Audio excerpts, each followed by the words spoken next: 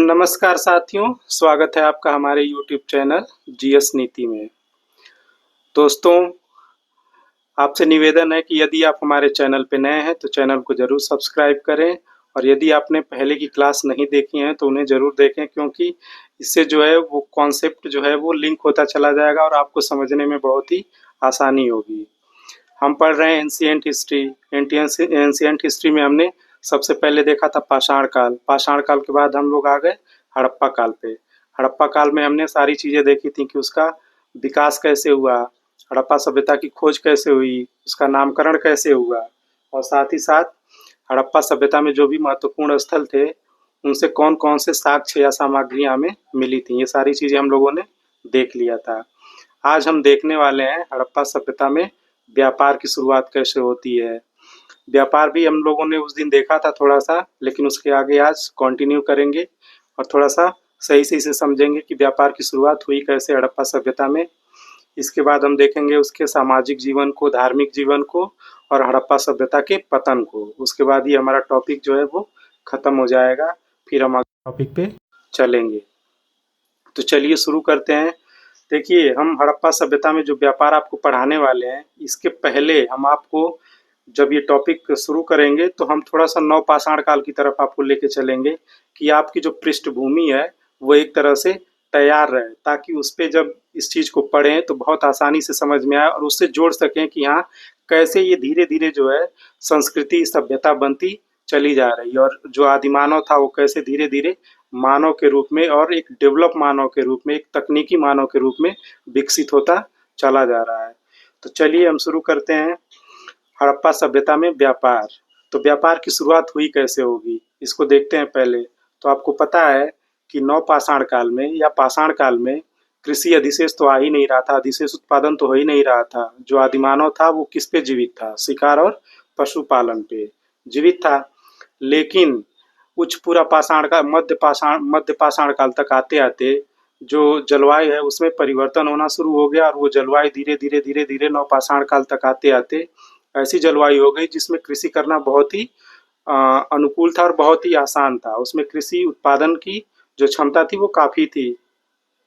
दूसरा रीज़न ये भी था कि जो नवपाषाण काल के जो स्थल थे वो ज़्यादातर पश्चिमोत्तर भारत में ही स्थित थे।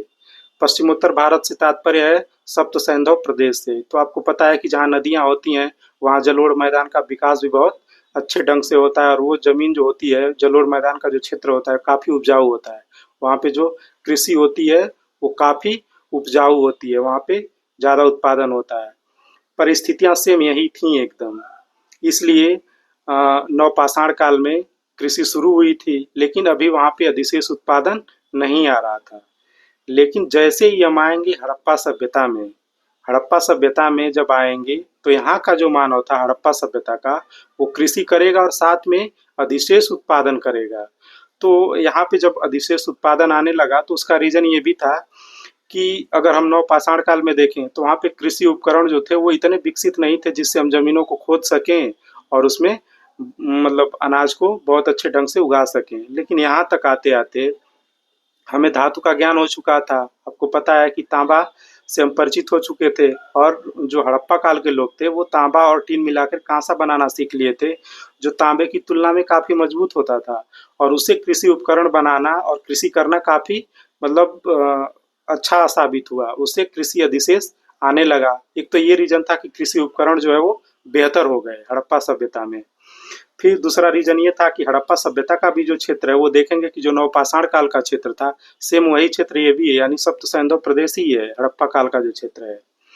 तो यहाँ की जो मिट्टी है वो जलोढ़ मिट्टी है जो काफ़ी उपजाऊ मानी जाती है। तो इस वजह से भी यहाँ पे उत्पादन काफ़ी हो रहा था, इसलिए हड़प्पा सभ्यता में अधिशेष उत्पादन बहुत अधिक हो रहा था। और इसका अंदाज़ा इससे भी लगाया जा सकता है कि अधिशेष उत्पादन अगर पूछा जाए कि कैसे साबित करेंगे, तो आप देख सकते हैं कि हड़प्पा में छः छः की दो पंक्तियों में छः छः अन्नागार लगे हुए थे। तो अन्नागार तो यही दिखाते हैं कि अधिशेष उत्पादन हो रहा होगा। अगर अधिशेष उत्पादन नहीं हो रहा होता तो अन्नागार की ज़रूरत ही नहीं पड़ती। मोहनजोदड़ो में भी आपको अन्नागार देखने को मिलता है। तो ये दोनों चीज़ें दिखाती हैं कि कहीं न कहीं हड़प्पा सभ्यता में अधिशेष उत्पादन बहुत अधिक हो रहा था। ठीक, तो अब अधिशेष उत्पादन तो हड़प्पा सभ्यता में हो रहा है, ये हमने समझ लिया कि कैसे हो रहा है। लेकिन अब अधिशेष उत्पादन से व्यापार कैसे विकसित हुआ, व्यापार की शुरुआत कैसे हुई, तो इसको हम देखते हैं।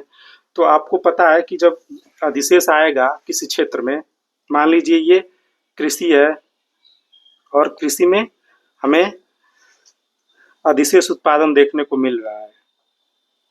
अधिशेष का मतलब सरप्लस प्रोडक्शन, अधिशेष उत्पादन। ठीक, अब ये अधिशेष उत्पादन कैसे व्यापार में कन्वर्ट होगा इसको देखते हैं। मान लीजिए ये दो क्षेत्र हैं, एक ये है और एक ये है। यहाँ पे बहुत सारी पॉपुलेशन रह रही है दोनों क्षेत्रों में, यहाँ पे भी। ठीक, तो जो उत्पादन हो रहा है वो हो तो रहा है अधिशेष। तो मान लीजिए यहाँ से जो उत्पादन हो रहा है दोनों जगहों से, इस उत्पादन को उत्पादित करने के लिए पूरी की पूरी जनसंख्या लगी पड़ी है, यानी वहाँ की जो पॉपुलेशन थी वो पूरी पॉपुलेशन कृषि में लग रही है। तो वो क्या कर रही है, सरप्लस प्रोडक्शन कर पा रही है। लेकिन उसको ये नहीं पता है उस पॉपुलेशन को कि अगर इसमें से कुछ लोग हट भी जाएंगे तब भी ये प्रोडक्शन कम नहीं होगा, क्योंकि उतने लोगों की कृषि में जरूरत रही नहीं। हुआ यही, जब ये उत्पादन अधिशेष होने लगा तो आपको पता है कि उस समय मान लीजिए यहाँ की जो जनसंख्या है, अब यहाँ की जनसंख्या को अगर ये उत्पादन हम यहाँ तक पहुँचा दें, अधिशेष उत्पादन जो हो रहा है वो यहाँ तक पहुँचा देंगे, तो यहाँ की जो जनसंख्या है वो क्या हो जाएगी, अब उत्पादन पे जोर नहीं देगी, तो फिर वो किसी और काम में लगेगी। तो मान लीजिए यहाँ के जब लोगों को खाने पीने की व्यवस्था हो गई या अनाज आसानी से मिल जा रहा था, तो अब इन्होंने कृषि करना क्या किया, कम किया, और क्या करना शुरू कर दिया, शिल्प बनाना, कारीगरी करना या उद्योग धंधे स्थापित करना। ठीक, तो अधिशेष ने किसको धीरे धीरे जन्म दिया, शिल्प को, कारीगरी को और उद्योग को। अब ये शिल्प, कारीगरी और उद्योग धंधे लगाएंगे तो और भी पॉपुलेशन इसमें लगेगी। अब इसका भी प्रोडक्शन क्या होगा, बढ़ेगा, इसका भी अधिशेष आएगा। तो अब ये क्या करेंगे, अपना अधिशेष किधर भेजेंगे, गांव की तरफ भेजेंगे। तो गांव के लोगों को जो जरूरत थी अन्य चीजों की कृषि के अलावा, वो शहर से पूरी होने लगी, और शहर को जो अनाज की जरूरत थी वो गांव पूरा करने लगे। इस तरह से शहर और गांव में धीरे धीरे क्या होने लगा, वस्तु विनिमय शुरू हुआ, और यही वस्तु विनिमय धीरे धीरे बढ़ते बढ़ते पूरा व्यापार का रूप ले लिया। किसका रूप ले लिया, व्यापार का। क्योंकि जब पॉपुलेशन फ्री हुई तो इसने अलग अलग काम शुरू किए, जैसे शिल्प करना, वस्त्र उद्योग स्थापित करना या मनके का कारखाना स्थापित करना। ये सारी चीजें धीरे धीरे बढ़ने लगी। तो अब जब ये बढ़ेंगी तो फिर उसका व्यापार शुरू होगा, और उसका व्यापार शुरू होगा तो धीरे धीरे क्या होगा, व्यापार विकसित हो जाएगा। यही संकल्पना या कुछ ऐसे ही हड़प्पा सभ्यता में व्यापार की शुरुआत होती है। तो सबसे पहले कैसे होती है, तो वो होती है वस्तु विनिमय के माध्यम से। और वस्तु विनिमय ही क्या करता है, धीरे धीरे व्यापार को बढ़ाता है। क्योंकि वस्तु विनिमय में होता क्या है कि इसमें मुद्रा से लेन देन नहीं होता। वस्तु विनिमय में आपको पता है कि वस्तु विनिमय में यानी बार्टर सिस्टम में दो लोग अगर हैं और दोनों के पास कुछ ऐसी चीजें हैं कि एक के पास जो चीज है वो दूसरे को जरूरत है, और दूसरे के पास जो चीजें हैं वो पहले को जरूरत है, तो ऐसे वो क्या करते हैं, वो अपनी वस्तु इनको देता है, और ये जो व्यक्ति है वो अपनी वस्तु दूसरे को देता है। इसी तरह से ये वस्तु विनिमय होता है कि जो हमें जरूरत की चीजें हैं वो हम ले लें, और जो आपको जरूरत की चीजें हैं वो हम आपको दे दें। तो यही होता है वस्तु विनिमय। तो वस्तु विनिमय से ये धीरे धीरे व्यापार जो है वो शुरू हुआ हड़प्पा सभ्यता में। तो हड़प्पा सभ्यता में अगर व्यापार शुरू हुआ है तो उसमें जो मुख्य भूमिका है वो कृषि अधिशेष की ही है। अगर कृषि अधिशेष नहीं आता तो हो सकता है कि व्यापार जो है वो जन्म नहीं लेता, क्योंकि पॉपुलेशन पूरी की पूरी लगी होती कृषि में, और कुछ अलग से वो कर नहीं पाते, न शिल्प, न कारीगरी, न उद्योग धंधे, तो इसलिए व्यापार नहीं शुरू हो पाता। तो आप ये मान सकते हैं कि अगर हड़प्पा सभ्यता में व्यापार की शुरुआत हुई है तो उसमें मुख्य भूमिका किसकी रही है, कृषि अधिशेष की। तो इतना आपको समझ में आ गया होगा। अब चलते हैं आगे, देखते हैं। अब व्यापार भी दो तरह से हो रहे थे, एक हो रहा था आंतरिक व्यापार, तो दूसरा हो रहा था बाह्य व्यापार। आंतरिक व्यापार का मतलब क्या है, आंतरिक व्यापार का मतलब ये है कि हड़प्पा सभ्यता में जो भी स्थल हैं, जैसे मान लीजिए कालीबंगा हो गया, मोहनजोदड़ो हो गया, और ये सिंध हो गया, हड़प्पा हो गया, अगर इनको एक दूसरे की ज़रूरत है तो ये अपने सामान जो है वो हड़प्पा में, और हड़प्पा वाले अपना सामान भेजते थे मोहनजोदड़ो में, तो इसको कहेंगे आंतरिक व्यापार। जो एक ही देश के अंदर यानी एक ही सीमा के अंदर हो रहा था वो आंतरिक व्यापार कहलाता है। जबकि अगर हम अपनी सीमा से बाहर कहीं अगर व्यापार कर रहे हैं या वस्तुओं को पहुंचा रहे हैं, वहां से कुछ वस्तुएं ले रहे हैं, तो वो आ जाएगा बाह्य व्यापार या विदेशी व्यापार के अंतर्गत। तो हमारे यहाँ दोनों व्यापार हो रहे थे उस समय। हड़प्पा सभ्यता में आंतरिक व्यापार भी हो रहा था, बाह्य व्यापार भी हो रहा था। तो हमें आंतरिक व्यापार पे नहीं लेकिन बाह्य व्यापार पे थोड़ा सा ध्यान देना है। बाह्य व्यापार में देखिए, पहले देख लेते हैं कि व्यापार जो हो रहे थे वो किन किन मार्गों से हो रहे थे। तो व्यापार जो है वो दो मार्गों से हो रहे थे। इसमें आप देख सकते हैं, पहला है थल मार्ग और दूसरा है जल मार्ग। जो थल मार्ग से व्यापार हो रहा था उनके व्यापार के जो साधन होते थे वो बैलगाड़ी और इक्का होते थे। बैलगाड़ी बैलगाड़ी के जो साक्ष्य मिले हैं वो चनहुदड़ों से मिले हैं, और चनहुदड़ों में जो बैलगाड़ी पाई गई है वो कांसे की पाई गई है, ये ध्यान रखिएगा। फिर इक्का गाड़ी जो मिली है वो कहाँ से मिली है? हड़प्पा से, और हड़प्पा से जो इक्का गाड़ी मिली है वो तांबे की बनी पाई गई है। तो ये दोनों गाड़ियां यहाँ से मिली हैं, और ये गाड़ियां किस काम में आती होंगी? व्यापार में, सामान ढोने के, इसी काम में तो आती होंगी। तो ये हो गया थल मार्ग। फिर आते हैं जल मार्ग। जल मार्ग से जो व्यापार होता था वो बाह्य व्यापार अधिकतर होता था, और वो नावों के माध्यम से होता था। और नाव के साक्ष्य आप देख सकते हैं कहाँ से मिला है हमें? लोथल से मिला है। फिर लोथल से गोदीवाड़ा का जो साक्ष्य मिला है वो भी दर्शाता है कि नावें यहाँ पे आती जाती होंगी, यानी बाह्य व्यापार होता रहा होगा। ठीक, तो ये थे हमारे व्यापार के मार्ग। अब देख लेते हैं थोड़ा बाह्य व्यापार या विदेशी व्यापार, ये कैसे हो रहा था और इसके साक्ष्य कहाँ से मिले हैं। तो जो विदेशी व्यापार का अभिलेखीय साक्ष्य है वो मेसोपोटामिया के राजा सारगोन का अभिलेख है। मेसोपोटामिया में एक राजा होता है जिसका नाम होता है सारगोन, और उसने एक अभिलेख लिखवाया था जो 2350 बीसी का था। 2350 बीसी का। इसके अभिलेख में विदेशी व्यापार के साक्ष्य मिलते हैं। वो कैसे मिलते हैं? तो देखिए, जो मेसोपोटामिया है, मेसोपोटामिया पड़ता है इराक में, आपको पता है। और इराक में ही एक बंदरगाह है मेसोपोटामिया का जिसे कहा जाता है उर बंदरगाह। ये आप देख पा रहे होंगे, ये बंदरगाह है उर, जो कि मेसोपोटामिया में है। और ये है बंदरगाह सिंध क्षेत्र का। अब या तो इसे सिंध क्षेत्र कहिए या मेलुआ कहिए। ये मेलुआ के नाम से भी इतिहास में दिया हुआ है। तो अब ये इसका तात्पर्य तो स्थापित किया गया है सिंधु क्षेत्र से, लेकिन कुछ विद्वान मानते हैं कि मेलुआ जो है वो मोहनजोदड़ो से संबंधित था। तो आप दोनों ले सकते हैं, सिंध क्षेत्र या मोहनजोदड़ो। तो ये उर हो गया जो मेसोपोटामिया में है, और ये मेलुआ हो गया जो ये हड़प्पा सभ्यता में है। इनके बीच ये व्यापार दिखाया गया है। देखिए, ये नाव है, नाव से क्या हो रहा है? व्यापार हो रहा है। और इन दोनों व्यापारिक केंद्रों के बीच में दो मध्यवर्ती केंद्र भी थे। एक का नाम था दिलमुन। दिलमुन, जिसे वर्तमान में हम बहरीन के नाम से जानते हैं, इसी को कहा जाता है दिलमुन। दिलमुन की विशेषता क्या है? तो दिलमुन की विशेषता थोड़ा देख लीजिए।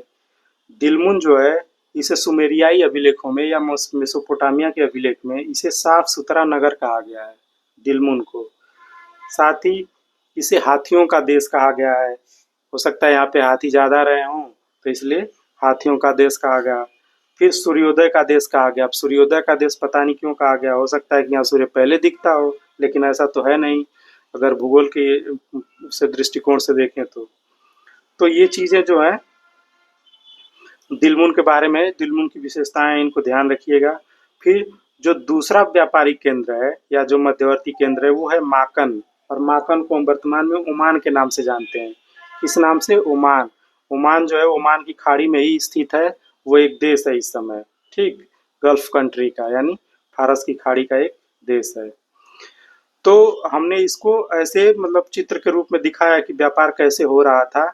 और जो सारगोन का अभिलेख मिला है, सारगोन के अभिलेख में यही बताया गया था कि जो मेसोपोटामिया का उर बंदरगाह था और सिंध क्षेत्र का जो मेलुआ बंदरगाह है, उन दोनों के बीच व्यापार हो रहा था। और उनके बीच दो व्यापारिक केंद्र भी थे, एक दिलमुन था, एक माकन था। तो ये चीज़ें हमने आपको दिखा दी चित्र के रूप में ही। अब देख लेते हैं कौन कौन से बंदरगाह थे उस समय हड़प्पा सभ्यता में, और कहाँ कहाँ पे स्थित थे, कैसे कैसे व्यापार हो रहा था, वो हम आपको मैप के माध्यम से दिखा रहे हैं। देखिए, ये है हमारा भारत, आप देख रहे होंगे, ये है अरब सागर। और अरब सागर से लगा हुआ ये क्या है, इधर पाकिस्तान है, इधर अफगानिस्तान है और इधर ईरान है।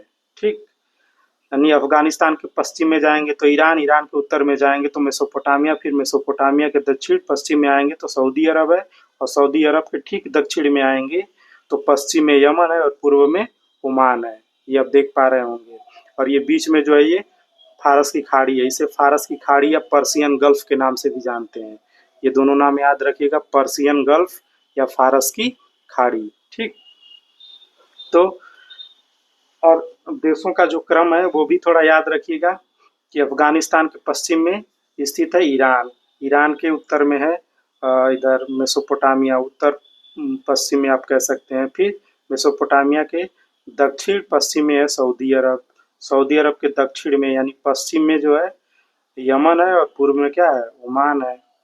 फिर आप ये देख पा रहे होंगे ओमान के ठीक उत्तर में ये यूएई है, यूनाइटेड अरब एमिरेट्स, जिसको कहते हैं संयुक्त अरब अमीरात। फिर उसके उत्तर में जाएंगे तो ये आपका है कतर, कतर के उत्तर में जाएंगे तो ये है आपका बहरीन, जिसे दिलमुन के जाना जाता है।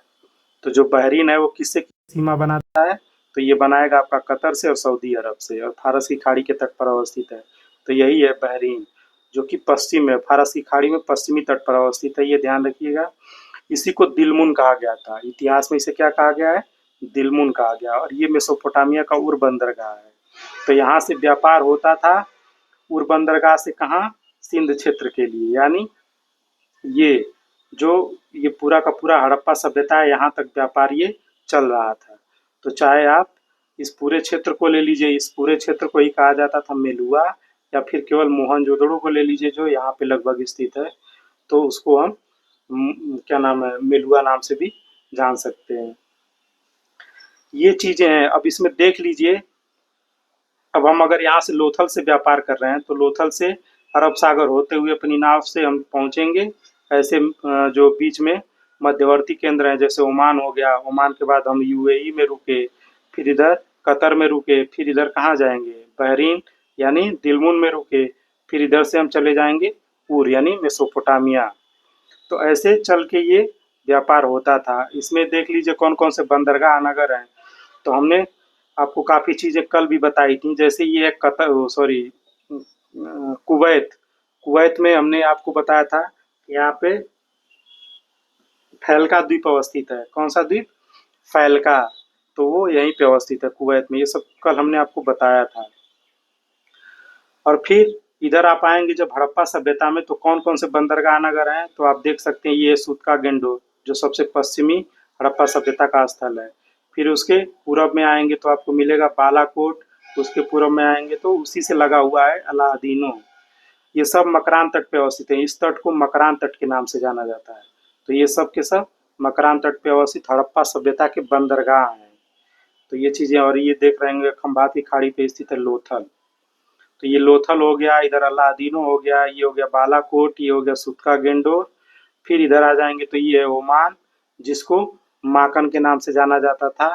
फिर उसके उत्तर में जाएंगे तो यूएई है, जिसे संयुक्त अरब अमीरात कहा जाता है। फिर कतर है, फिर बहरीन है, जिसको दिलमुन के नाम से जाना जाता है। और मेसोपोटामिया में पहुंचेंगे तो उर।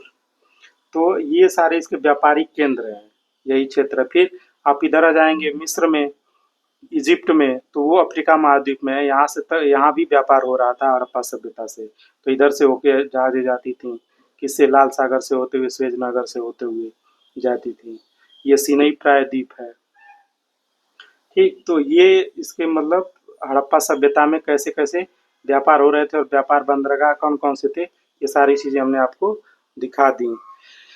इसके बाद एक दो फैक्ट हैं जिसको देख लीजिए। मेसोपोटामिया की बेलनाकार मुहर कहाँ से मिली है, तो कालीबंगा से मिली है। मेसोपोटामिया में जो मुहरें होती थी वो बेलनाकार होती थी, और ये कहाँ से मिली है, कालीबंगा से। फिर फारस की जो मुहरें यानी ईरान की जो मुहरें होती थी वो गोलाकार होती थी, और ये कहाँ से मिली हैं, लोथल से मिली हैं। ठीक, तो अब ये तो था हड़प्पा सभ्यता का व्यापार। अब ये देख लेते हैं कि हड़प्पा सभ्यता में कौन कौन सी चीज़ें आयातित की जाती थी, यानी बाहर से मंगाई जाती थी। तो उनका हमने पूरा एक लिस्ट तैयार किया हुआ है, देख लीजिए एक बार इसको। जैसे देखिए कौन कौन सी चीज़ें बाहर से हड़प्पा सभ्यता में मंगाई जाती थी, उनमें है टिन और चांदी। टिन और चांदी, ये टिन और चांदी कहाँ से मंगाई जाती थी? तो ईरान और अफगानिस्तान से। फिर तांबा, तांबा आपको पता है कि राजस्थान के खेतड़ी खान में ज़्यादा होता है, तो तांबा यहीं से लिया जाता था, खेतड़ी की खान से। फिर सोना, सोने का सबसे ज़्यादा उत्पादन भारत में होता है कर्नाटक की कोलार की खान में, तो उस समय भी कोलार की खान से ही सोना लिया जाता था। साथ ही साथ ईरान और अफगानिस्तान से भी मंगाया जाता था। फिरोजा, फिरोजा कहाँ से लिया जाता था? खुरासान, खुरासान नाम याद रखिएगा, ईरान का ही है, ठीक। तो खुरासान से। फिर हरा अमेजन, हरा अमेजन जो है, ये सब मतलब महत्वपूर्ण वो हैं, पत्थर हैं जो मंगाए जाते थे, जिनकी कीमत ज़्यादा हुआ करती थी। तो हरा अमेजन जो है वो नीलगिरी की पहाड़ियों से लिया जाता था। नीलगिरी की पहाड़ियाँ आपको पता है कहाँ पे हैं? तो ये तमिलनाडु और केरल के बॉर्डर पे है नीलगिरी की पहाड़ियाँ। फिर सीसा, सीसा कहाँ से लिया जाता था? तो ईरान और अफगानिस्तान से, ईरान से, ईरान और अफगानिस्तान से लिया जाता था, ठीक। अब फिर राजस्थान से भी मंगाया जाता था सीसा। लाजवर्द मणि जो है वो बदख्शां, बदख्शां कहाँ? अफगानिस्तान से, तो यहाँ से मंगाया जाता था। शिलाजीत, शिलाजीत जो है वो हिमालय क्षेत्र से मंगाया जाता था। फिर लाल गोमेद, राजस्थान और काठियावाड़ गुजरात से मंगाया जाता था, लाल गोमेद, यानी गुजरात से और राजस्थान से, यहाँ से। फिर नील रत्न बदख्शां से लिया जाता था और हरित मणि दक्षिण भारत से मंगाया जाता था। तो ये सारी चीज़ें थीं जो व्यापार से संबंधित थी और व्यापारिक गतिविधि को दर्शा रही थी। तो ये सारी चीज़ें हमने आपको बताई। अब उम्मीद है कि व्यापार आपको बहुत ही अच्छे ढंग से समझ में आया होगा। अब चलिए अब आगे बढ़ते हैं और अगला देखते हैं, हड़प्पा कालीन सामाजिक जीवन। कि हड़प्पा काल का सामाजिक जीवन कैसा था। तो हड़प्पा काल का जो सामाजिक जीवन है, इसको देखने से पहले हमें नवपाषाण काल का सामाजिक जीवन थोड़ा सा देख लेना चाहिए। तो हम आपको बता रहे हैं कि नवपाषाण काल में हुआ क्या था। पूरे पाषाण काल में आप देखेंगे कि बैंड सोसाइटी ही थी। बैंड सोसाइटी का मतलब क्या हो रहा था कि जो समाज था वो समतामूलक समाज था। समतामूलक समाज इसलिए था क्योंकि अधिशेष उत्पादन आ नहीं रहा था कोई भी। तो जब अधिशेष उत्पादन नहीं आ रहा था तो समाज में कोई भी वर्ग जो है वो उस उत्पादन को लेने के लिए प्रभावशाली रूप से उभर नहीं रहा था, इसलिए वो लगभग सबकी मतलब सब एक ही समान थे। उसमें कोई ना ज़्यादा पावरफुल था न कोई कमज़ोर, सबकी स्थिति एक जैसी थी, इसलिए समाज जो था वो समतामूलक समाज था। लेकिन नवपाषाण काल में आपको पता है कि कृषि की शुरुआत हो चुकी थी, कृषि होने लगी थी, और जब कृषि आएगी तो कृषि करने के लिए हमें अस्थायी बस्तियां बसाना पड़ेगा, क्योंकि जब हम एक जगह रुकेंगे तभी तो कृषि कर पाएंगे, कृषि और पशुपालन। इसके लिए हमें अस्थायी बस्तियां बसाना पड़ा। तो जब कृषि और पशुपालन दोनों दोनों होने लगा तो उसकी वजह से थोड़ा बहुत अधिशेष जो है वो समाज में आने लगा, और जो उस अधिशेष को अपने पास रख पा रहा था वो थोड़ा सा प्रभावशाली हो गया। तो इसी प्रभावशाली व्यक्ति को जो है वो गांव का मुखिया बना दिया गया और मुखिया तंत्र का विकास हुआ। तो सबसे पहले जो बैंड सोसाइटी थी, समतामूलक समाज था, वो नवपाषाण काल तक आते आते मुखिया तंत्र में विकसित हो चुका था, यानी मुखिया तंत्र का विकास हो चुका था। मतलब आप ये मानिए कि अब समाज जो है धीरे धीरे क्या हो रहा है, विभाजित होने वाला है, क्योंकि अभी अधिशेष जो है वो धीरे धीरे आने लगा है। तो वहाँ पे मुखिया तंत्र आ चुका था, क्योंकि गांव की देखभाल करने के लिए हमें एक प्रभावशाली व्यक्ति की जरूरत थी और वही व्यक्ति मुखिया बनाया गया। तो इस तरह से मुखिया तंत्र का विकास हुआ, ठीक। अब हुआ क्या, अब जब हड़प्पा काल में हम आते हैं तो देखते हैं कि हड़प्पा सभ्यता में कृषि, शिल्प, कारीगरी, उद्योग, व्यापार से पर्याप्त अधिशेष उत्पादन आने लगा था। अब कृषि में तो अधिशेष उत्पादन आ ही रहा था, साथ ही साथ शिल्प में भी, कारीगरी में भी, उद्योग में भी, अब उद्योग में भी आने लगा था अधिशेष उत्पादन। तो जब इन सबसे अधिशेष उत्पादन आएगा तो समाज के कुछ वर्ग ऐसे होंगे जो चाहेंगे कि ज़्यादा से ज़्यादा अधिशेष जो है वो हमारे पास आए। इसके लिए वो क्या करेंगे, चाहे जो करना पड़ेगा करेंगे, चाहे पूजा पाठ करवाना शुरू कर देंगे, चाहे मतलब अपने प्रभाव में किसी से ज़बरदस्ती छीनना शुरू कर देंगे। और इस तरह से जो हड़प्पाई समाज था वो धीरे धीरे कई वर्गों में क्या हो जाता है, विभाजित हो जाता है। तो यहाँ से जो बैंड सोसाइटी का या मुखिया तंत्र का जो ढांचा था वो एकदम से टूट जाता है, और यहाँ पे कई सारे वर्ग उभर कर आते हैं, किसमें, हड़प्पा कालीन समाज में। अब वो वर्ग कौन कौन से उभर कर आते हैं तो देखते हैं। तो इसमें जो पहला वर्ग उभर के आता है वो होता है व्यापारी वर्ग। कौन सा वर्ग, व्यापारी वर्ग। व्यापारी वर्ग जो होता है वो हड़प्पा सभ्यता का सबसे महत्वपूर्ण वर्ग माना जाता है। क्यों माना जाता है? क्योंकि हड़प्पा सभ्यता में अगर किसी के साक्ष्य मिले हैं सबसे ज़्यादा तो वो है व्यापारी। व्यापारियों के साक्ष्य जो है वो सबसे ज़्यादा मिले हैं, इसलिए माना जाता है कि हड़प्पा सभ्यता पे शासन करने का काम भी कौन कर रहा होगा? व्यापारी वर्ग ही कर रहा होगा।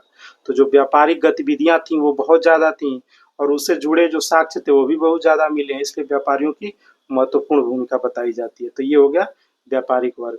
दूसरा है पुरोहित वर्ग। पुरोहित वर्ग के साक्ष्य कैसे कैसे मिले हैं, कहाँ कहाँ से मिले हैं? तो देखिए पुरोहित की उत्पत्ति कैसे होती होगी। उस समय मान लीजिए अधिशेष उत्पादन जब आया तो ये मान लीजिए पुरोहित है कोई, पुरोहित का मतलब उच्च वर्ग का व्यक्ति, और उस समय तो वर्ण विभाजन था नहीं तो हम उच्च वर्ग का नहीं मान सकते, बस इतना मान लीजिए कि कोई प्रभावशाली व्यक्ति रहा होगा, प्रभावशाली व्यक्ति रहा होगा। यही प्रभावशाली व्यक्ति पुरोहित कैसे बना होगा देखते हैं। मान लीजिए ये कोई मुख्य केंद्र, मान लीजिए ये हड़प्पा है, ठीक, हड़प्पा, और ये इससे रिलेटेड क्या है? ग्रामीण बस्तियां हैं, जैसे प्राक हड़प्पा कालीन की बस्तियां, ठीक। यहाँ पे अधिशेष उत्पादन खूब हो रहा है क्योंकि यहाँ कृषि खूब हो रही है, यहाँ अधिशेष उत्पादन खूब हो रहा है यहाँ पे इन ग्रामीण बस्तियों में, ठीक, अधिशेष उत्पादन। अब ये तो रह रहा है यहाँ पे प्रभावशाली जो व्यक्ति है और उसको पता है कि इनके पास अधिशेष उत्पादन बहुत ज़्यादा हो रहा है, तो इनको कैसे हम अपने तक खींच के लाएं। तो वो क्या करना शुरू करेगा कि मतलब वो जो धार्मिक अनुष्ठान है वो करवाना शुरू करेगा, पूजा पाठ, दान पुण्य, यज्ञ हवन, ये सारी चीज़ें वो करवाना शुरू करेगा, जिसमें आपको अनाज वनाज ये सारी चीज़ें देनी होती हैं।